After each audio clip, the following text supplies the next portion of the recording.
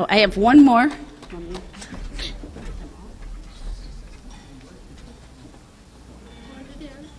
So I wouldn't have to do that. Okay, one more. Okay. Whoopsie. Let's put that one back in. Okay, and this one is 621763. Anybody? 621763. Mom?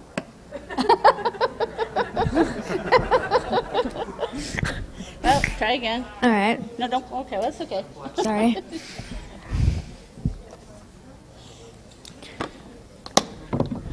All right, 621662. 621662. Okay, I know you guys now are scared you're going to get some more of those kids' prizes, okay? But no, this one is a Mars Pyramid Paperweight, so look.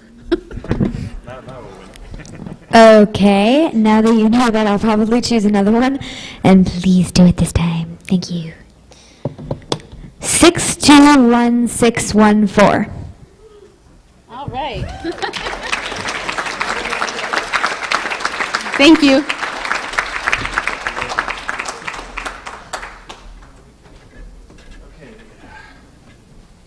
Now, I believe we are going to awards, more awards. It's award time? So, this is totally not my domain.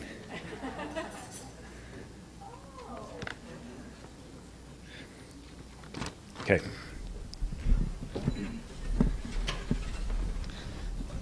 Good evening, everyone. For those of you that don't know me, my name is Kevin Sloan, and for the last 4 years, I've had a very wonderful privilege.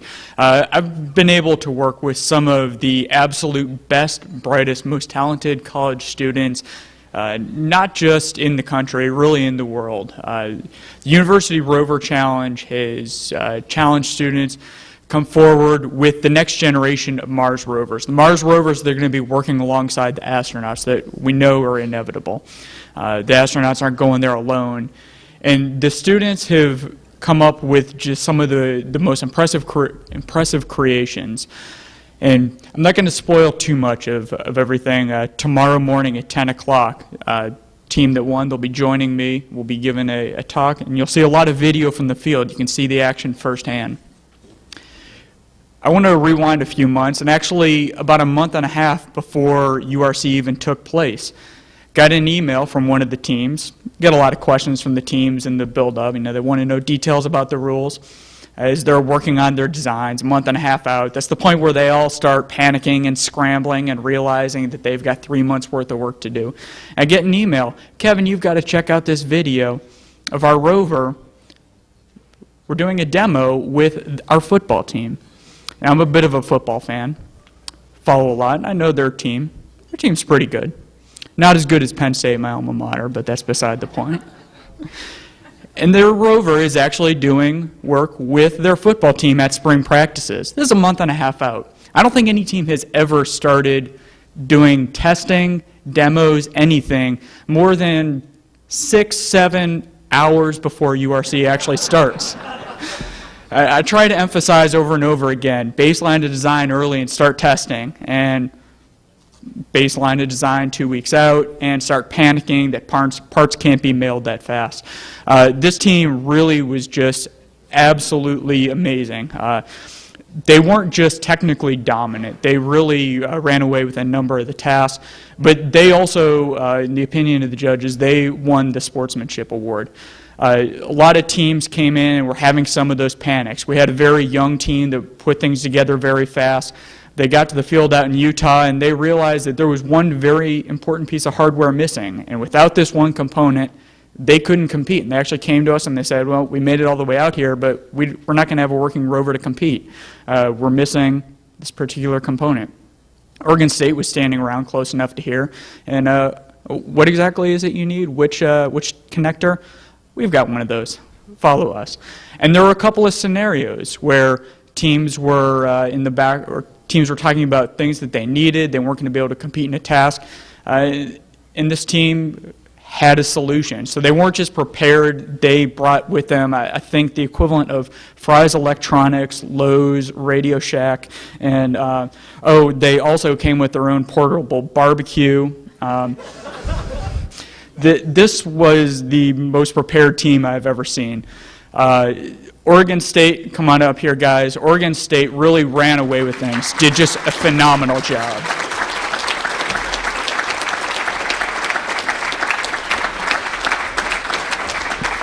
Guys, if you all want to quickly introduce yourselves. My name's Jesse Grimes. I was a mechanical engineer on the project. I'm Cody Hyman. I was one of the electrical engineers on the project. My name's Ian Harsey, and I was one of the mechanical engineers on the project. My name is Florian Kapsenberg. I was the lead mechanical engineer on the project. My name is Jonathan Dalter, and I was the team lead. What these guys won, they had the opportunity to come here, and again, they'll be presenting tomorrow morning with me, 10 a.m. right here. Don't miss it. No plugs. Right here we have their trophy for the first place. John, I'm going to hand this over to you. Excellent job. Thank you very much. You guys really just did it. You guys also won a $1,000 cash prize. And here, we don't have comically large checks, but we are starting a brand new tradition this year. This is the first time we're doing this, and this is something I really hope continue. You guys are taking home the banner for the 2010 University Rover Challenge sponsored by Task. Here you guys go. This takes the place of your comically large check. So, congratulations, guys.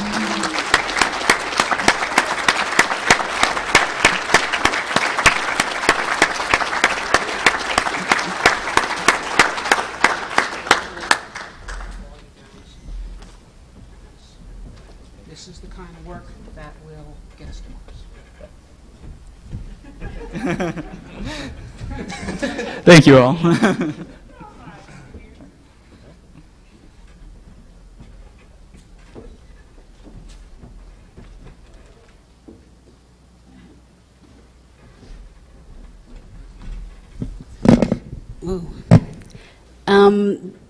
I just want to let you know, a lot of you have been here before. You know I have a group that I love. They're called my Red Shirts. These, if you guys would all please stand up. I don't know how many of you are here tonight. All of my volunteers with whom without them, this conference just would not happen. They are the ones who do all the little things that make it kind of flow smooth and do all the work. These guys over, none of them have their red shirts on tonight, though. But but let me tell you, they're the ones who are monitoring your sessions and collecting your registrations and getting the copying done. And thank you guys all very much, because we never could have done it without you. Thanks.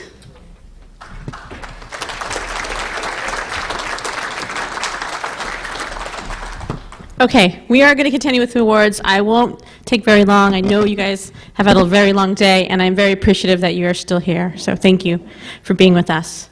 I definitely want to start this one because I think she's going to fall asleep really soon. So because she's probably had a long day of travel. But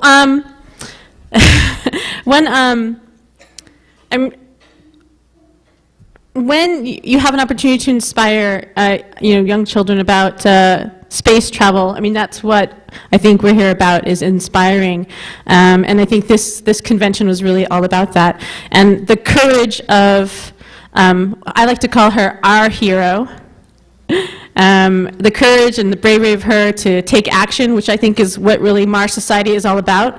We're really a bunch of volunteers. We don't get paid, and we don't just talk about it. We do it, and Hero took action. So I want to present her with an award today for taking action and writing her representative and telling her what her dream of being a Marsonaut for that. So let's give a round of applause to come up here. Thank you.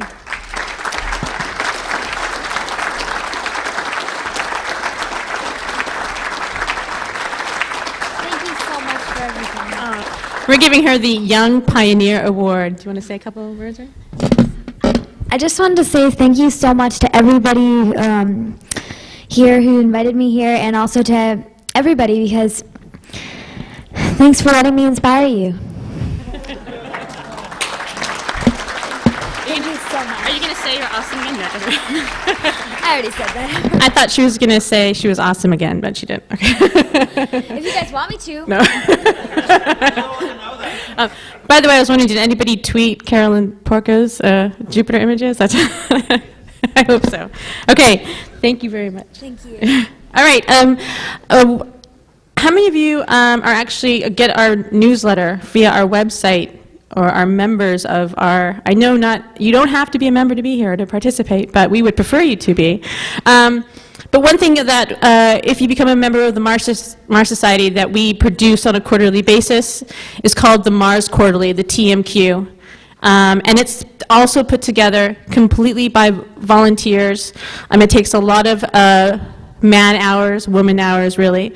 And this is to thank our editor-in-chief, who unfortunately is not here today. Her name is Susan Holden Martin. She's quite a busy woman involved in many Mars causes and organizations. And we want to ask Gary Fisher to come up today, who's actually been involved with the Mars Society. This is the 13th Annual International Convention. He's been involved with the Mars Society for 13 years. So thank you for coming up and getting the award for, Susan Holden Martin. This is something Susan definitely deserves. She's done an amazing job with that magazine. So on behalf of Susan, thank you very much.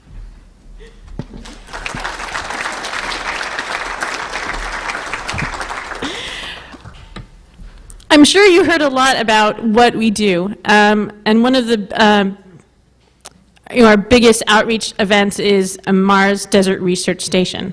We also have the FMARS, but Mars Desert Research Station, we're able to do more crew rotations through the year because of the environment in Hanksville, Utah, compared to the high Canadian Arctic on Devon Island. And for the past couple of years, we've had a fantastic director of the Mars Desert Research Station, and we want to thank her for all the work that she has done. She is not here tonight because she lives in the Netherlands. And that's also to state to the fact that we are an international organization. We are all over the world.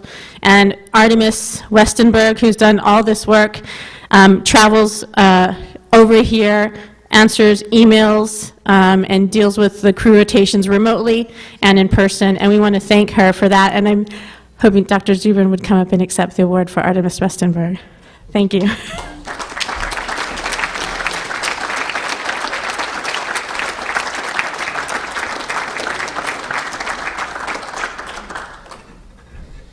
Okay. So Artemis was the director of the Mars Desert Research Station for the past 2 years. She did a superb job, helped get the station back into shape. It was getting a bit old after 9 years in the field. And now she's moving on because she started another project. We'll be getting another desert station director to replace her. But I just, as president of the Mars Society, I just want to say thank you, Artemis, and you certainly deserve this.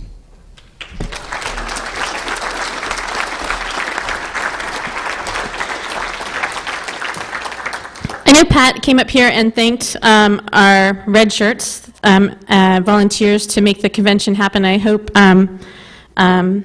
well, I want to thank them all individually. I'd love to, but we want to thank one person in particular who kind of was brought on by her husband, who was a red shirt, one of our Mars Society members, and she took it upon herself to be our local media contact. And so we want to thank Ann Black for being our media star. Please help. Thank you.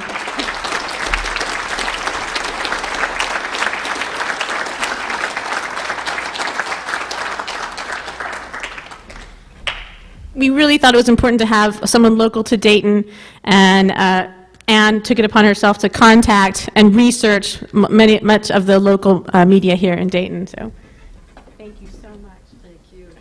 Do I have to, you can. Thank you very much. I'm overwhelmed.